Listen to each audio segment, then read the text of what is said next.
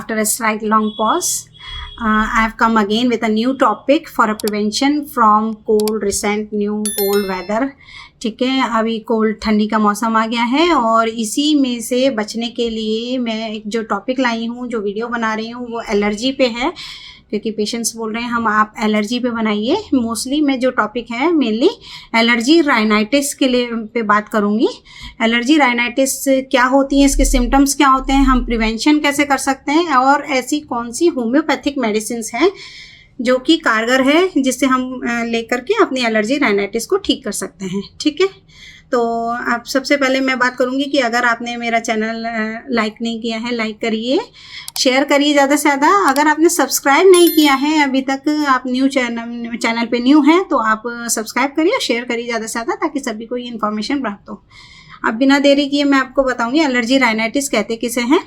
Allergy rhinitis जो होती है, ऐसी एलर्जी को कहते हैं जो कि नाक में होती है और इसमें एकदम छींकों का अटैक आएगा, एकदम पैराग्जाइम आएगा छींकों का, स्नीजिंग बहुत ज़्यादा होगी, कम से कम 8-10 छींकें हो जाएगी या 10 से 15 छींकें आएंगी। सुबह में ज़्यादा आएगी, ठीक है, सुबह में ज़्यादा आएगी छींकें। और वाटरी डिस्चार्ज होता है, कहाँ से पानी पानी आने लगेगा, आँखों से पानी आने लगेगा, नाक से पानी पानी आएगा और गले में दिक्कत होगी, गले में भी टिकलिंग हो सकती है, हीचिंग वगैरह आपको महसूस होगी। तो ये साथ में सिम्टम्स होते हैं, ठीक है, और एकदम से छींकें बहुत ज़्यादा आ गई। अब एलर्जी राइनाइटिस क्यों होती है, क्या होता है इसमें, कि जो हमारी बॉडी का इम्यून सिस्टम होता है, जो लड़ने का एक तंत्र है हमारी बॉडी में, जो कि बैक्टीरिया वायरस से लड़ता है। अब इस इम्यून सिस्टम में क्या हो जाता है कि ऐसे पार्टिकल्स को ये फॉरेन बॉडीज़ या फॉरेन पार्टिकल समझने लगता है जो कि हमारी बॉडी के लिए नुकसानदायक नहीं है, है ना, उसी को एलर्जी कहते हैं।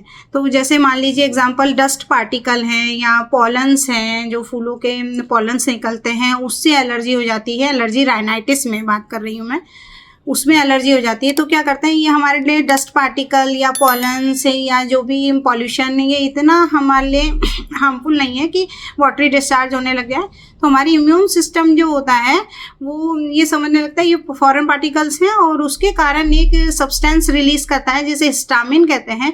और हिस्टामिन का काम क्या होता है, जैसे ही वो हिस्टामिन रिलीज होता है, वो हमारी नाक की म्यूकस मेम्ब्रेन होती है, जिससे श्लेष्मा जो होता है उसका स्रावण होता है या सिक्रेशन होता है म्यूकस का, तो वो बहुत ज़्यादा उसको स्टिमुलेट कर देता है, जिससे नाक से पानी पानी बहने लगेगा, आपकी आंखों से पानी आने लगेगा और गले में टिकलिंग महसूस होने लगेगी। उस हिस्टामिन की वजह से होता है। तो एंटीजन एंटीबॉडी रिएक्शन हो जाती है इस एलर्जी राइनाइटिस में, जो कि ज़रूरत नहीं होती है, ठीक है। तो ये हमारी बॉडी में होता है। इसके लिए ट्रिगरिंग फैक्टर यही होते हैं जो इसको एक्साइट करते हैं। वो डस्ट माइट्स होती हैं, हाउस माइट्स होती हैं, कीड़े होते हैं छोटे छोटे जो हमको दिखाई नहीं देते हैं, वो हमको इतना नुकसान नहीं करते हैं, लेकिन अपनी बॉडी का इम्यून सिस्टम उसको फॉरेन पार्टिकल समझ के उसके लिए आपके लिए एंटीबॉडीज़ बनाने लगता है, ठीक है, हिस्टामिन बनाए, जैसे एज आई ऑलरेडी सेड, है ना। तो ये होने लगता है। हाउस माइट्स हो गया, पोल्यूशन हो गया, पॉलन ग्रेन्स हो गई, उसकी वजह से हमको एलर्जी हो जाती है, ठीक है। सिम्टम्स वापस मैं आऊँगी, जैसे मैंने बताया, बहुत सारा छींकें आने लगेगी एकदम से, मॉर्निंग स्नीजिंग ज़्यादा होगी, पानी पानी बहेगा, आंखों से पानी आएगा, नाक से पानी होगा। दूसरा क्या होता है कि कई बार ये जो तालू होता है अपना, सॉफ्ट पैलेट होता है गले में, उसमें भी खुजली सी महसूस होने लगती है, टिकलिंग ईचिंग सी होती है, मन करता है कि उसको ईचिंग करें, है ना। और दूसरा एक तो ये हो गया, कई बार क्या होता है नाक में क्रॉलिंग, रेंगने जैसी भी सेंसेशन होती है। कुछ पेशेंट बोलते हैं हमको क्रॉलिंग, रेंगने जैसा लग रहा है कि कुछ चीज़ रेंग रही है, ठीक है। अगर ये एलर्जी बढ़ जाए तो नाक में पॉलिप्स भी जनरेट हो जाते हैं, पॉलिप बन जाते हैं, साइनोसाइटिस हो जाती हैं, तो ये दिक्कतें हो जाती हैं, ठीक है। अब मैं आती हूँ इसमें होम्योपैथिक रेमेडीज़ में, कौन सी ऐसी होम्योपैथिक मेडिसिन्स हैं जो इसको ठीक कर सकती हैं। तो उसमें नंबर 1 पे आएगी नेट्रोम्योर। नेट्रोम्योर बहुत अच्छी मेडिसिन है एलर्जी राइनाइटिस के लिए। अगर ऐसी एलर्जी जो कि बहुत लंबे टाइम से है, क्रॉनिक केसेस में बहुत ज़्यादा स्नीजिंग आएगी, सिम्टम्स की मैं बात कर रही हूँ अब, एकदम से मॉर्निंग में बहुत ज़्यादा छींकें आएगी, सुबह सुबह 10 से 15 छींकें हो जाएगी, 8 से 10 छींकें हो जाएगी, थोड़ा सा क्या होगा, नाक से आँख से पानी बहेगा। तो ये मेनली सिम्टम रहेंगे नेट्रोम्योर के। पुरानी एलर्जी में बहुत अच्छी रेमेडी है। आप उसके लिए नेट्रोम्योर 6X ले सकते हैं, ठीक है। दिन में 3 बार लीजिए, 4-4 टैबलेट, ओके। नंबर सेकंड पे आते हैं अपन सेबेडिला 30। सेबेडिला क्या है, अगर ठंड से आपको छींकें लगी हैं, छींकें आने लगी है, ठंड से कोल्ड की सेंसिटिविटी है, तो आप सेबेडिला ले सकते हैं और उसमें स्ट्रॉन्ग स्मेल आएगी। स्मेल से भी उनको वापस से ये जनरेट होने लगेगा, म्यूकस मेम्ब्रेन जो होती है वो स्टिमुलेट हो जाती है, पानी बहने लगेगा। तो सेबेडिला मेनली स्मेल हो और कोल्ड से सेंसिटिविटी हो, वहाँ पे काम करेगी।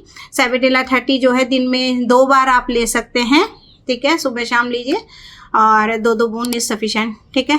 नंबर थर्ड आती है अरुंडोम्योर। अरुंडोम्योर जो होती है मेनली वहाँ पे काम करती है जहाँ पे तालू में खुजली सी लगेगी, ईचिंग आपको महसूस होगी कि खुजला लें उसको।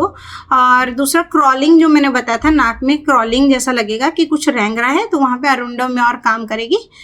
और अरुंडोम्योर की आप क्या लेना है, आपको 30 लेना है अरुंडोम्योर 30 पोटेंसी में, और वो भी दिन में 2 बार 5-5 2-2 बूंद is sufficient, 2 drops is sufficient, ठीक है। नंबर 4 पे आएगी आपकी अरेलिया रेसिमोसा। अरेलिया रेसिमोसा वहाँ पे काम करती है, मान लीजिए आपको स्प्रिंग सीजन में अगर मार्च अप्रैल में ये एलर्जी हो रही है, तो वहाँ पे अरेलिया रेसिमोसा का मदर टिंचर आप लेंगे। अरेलिया रेसिमोसा क्यों, उसका आप ले लेंगे 5-5 बूंद दिन में 2 बार, आधे चौथाई कप पानी में, अरेलिया रेसिमोसा का, ठीक है। मेनली स्प्रिंग मार्च अप्रैल के मौसम में अगर जो आ रही है, छींकों की दिक्कत हो रही है, ये सब एलर्जी की दिक्कत हो रही है, तो वहाँ पे आप अरेलिया रेसिमोसा का मदर टिंचर लेंगे।